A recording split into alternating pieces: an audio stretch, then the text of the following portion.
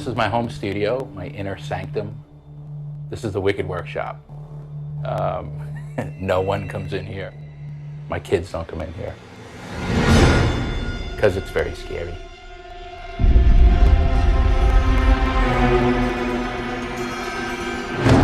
This is me, right? I'm a monster guy. I grew up on this stuff. I was shy and introverted, little scrawny kid. I would take all my internal angst and just it would just all come out on paper. Barbarians, demons, barbarians cutting off demons' heads. My art teachers all would freak out. It's anger, right? I mean, I take my anger and I push it through monsters and they just come out. People who play Gears of War enjoy it for its style and its aesthetic. Not only playing the game, but looking at the game.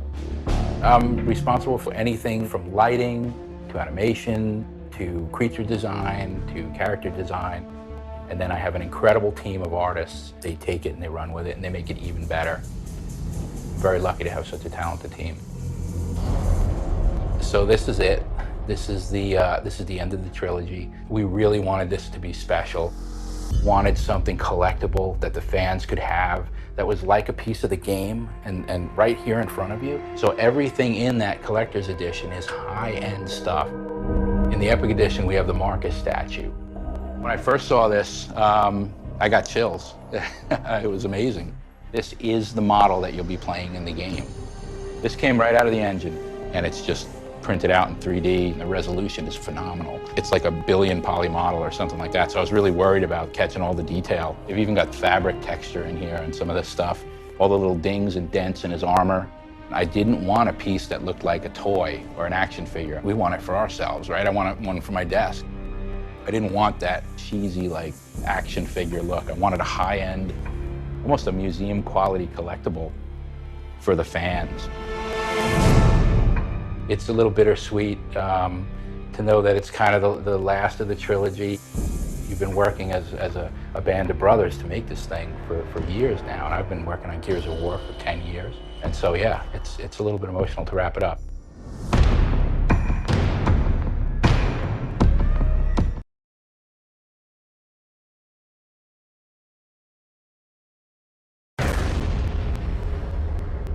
One of the things we knew coming out of the gate with Gears 3 is that we wanted to make the best version of our multiplayer that we had. It's taking it to its max. Like, the thing for us is we've had the most time to polish that we've ever had. This is that extra 10%. It's the biggest campaign we've ever had. It's got Horde and Beast and competitive multiplayer, and it's gonna be the best multiplayer we've ever had. The most polished, best Gears game that Epic has ever made. Day one, it's hard to ship an online game, and by having dedicated servers and a beta, we're doing a darn good job of making sure we hit it right day one.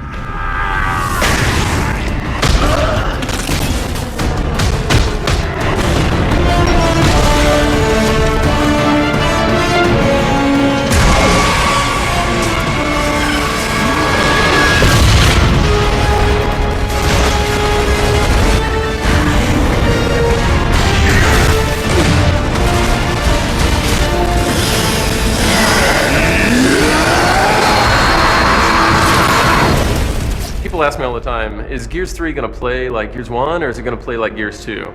Gears 3 is going to play like Gears 3. Gears 1 was really fast, and we slowed down Gears 2 a little bit in terms of trying to, again, to make it more accessible. And we felt like, you know, I think a lot of feedback we've gotten from players is that we felt like the pendulum swung too far. And so we've found this middle ground. I think we found the sweet spot.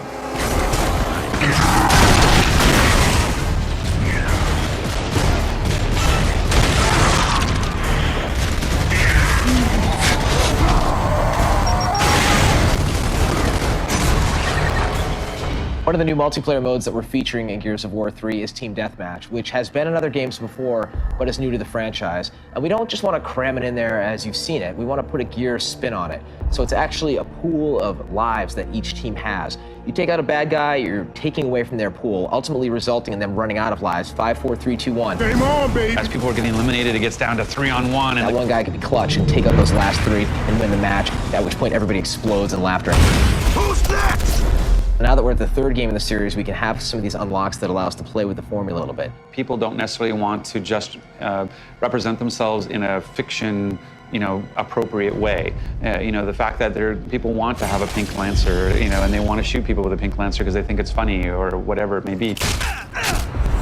One of the incredible benefits of being able to do a beta for this multiplayer is that it's going to allow us to polish the entire multiplayer experience. We have put so many hooks in this game to know how many people are being hit with which weapon's doing the most damage, who's being downed on which part of the map, who's being executed, are people executing. All the stuff is being compiled in the back end so we can look at that and make a proper decision about how to balance the full game.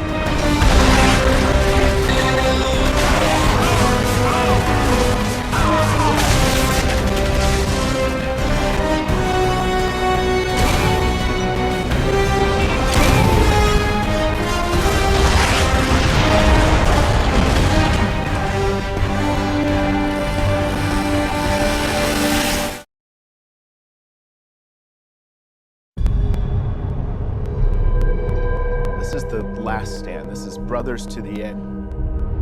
You and your couple buddies are all that's left. This is kind of the end of this trilogy for these characters.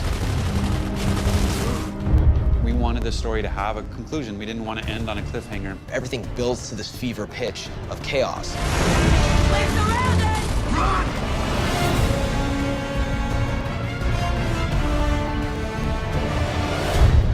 Gears of War 1 was really about a battle. Gears of War 2 wanted you to feel like you're part of a war. With Gears of War 3, we wanted to take the scale of the story down, make it personal. Marcus, I've developed a solution for the Lambent problem. It's also very much a father-son story. Please. Your father. Yeah, I noticed. Imagine what it feels like to hear a voice from beyond the grave. I myself lost my dad when I was like 15. Rod Ferguson lost his dad, so did Lee Perry. We are actually making this personal. The theme that we latched onto is we're all stranded now. Society's collapsed, the government's collapsed, and you're really just basically surviving. Everybody's on the run.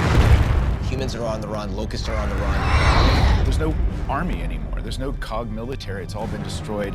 What happens if the world goes apocalyptic? We really focused on low-tech weapons.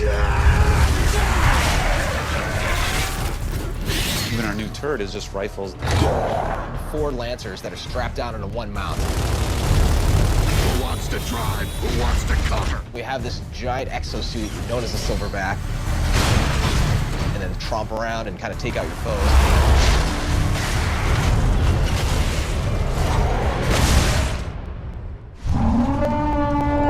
This is the longest campaign Epic has ever produced for a single-player game. Anyone up for a hijack? We have a whole bunch of different locations. Beautiful areas, areas that aren't so pretty.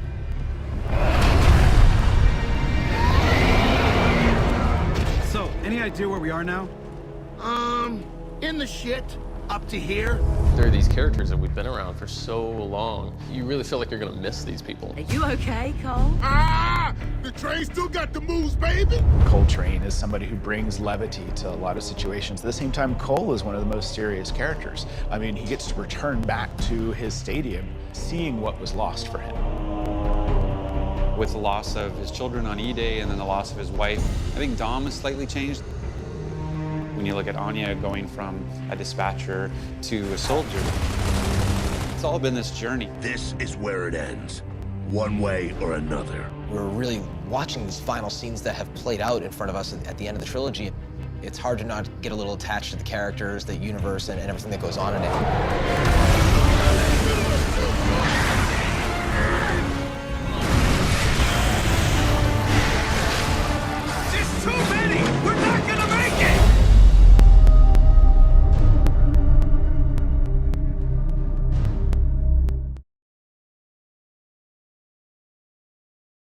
Well, it's funny how this whole thing started. I actually got hired to just design a t-shirt for an event in Los Angeles.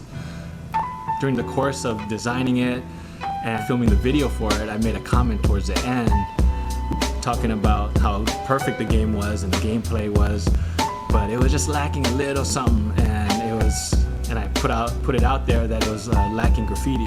Being a graffiti artist and from a graffiti background, we want to bomb on everything, you know. That's the whole point, getting up, you know, and I saw it as as a means to get up. So I put it out there, you know, not knowing what would come about it or come out from it. And to my surprise, they liked the idea, so much so that they hired me to come in and bomb the shit out of the game. The whole thing with graffiti is like anti-system, anti-something, and without nothing on the wall to be anti about, it was just decorative graffiti. I wasn't with that. So well, we kind of went in and we designed a whole campaign of posters that were pro, you know, the military, and what we did was we fucked it all up. We did a lot of research for this thing. Besides the World War II stuff, what kind of stuck in my mind was the whole thing with called Locust. We used everything from mean streaks to chalk to different markers, pencils, dirt from in the back, you know, from the alley. Of course, spray paint, you know, roller paint, scribers, anything we could get our hands on, basically, to get a certain effect. The color palette we went with, for the most part, on as far as all the painting, we did a lot of like buff paint and whites and grays and blacks, and I wanted to keep it true to like even their game feel is kind of dark and gloomy. But you do see some hints of color here and there, but they're definitely layered and in the background, and with posters on top of that. You got the vintage posters on top of some colorful graffiti with buff paint on it, and then we think we're finished, and then we go and buff the whole thing out, you know, and then so it was definitely a process. Now I really got to give it up to Cliff and his crew for really stepping back and letting us go on this one and have fun with it and trusting what we can do and what we do best. And you know, props, and I hope we killed it for you like you thought we would. So enjoy.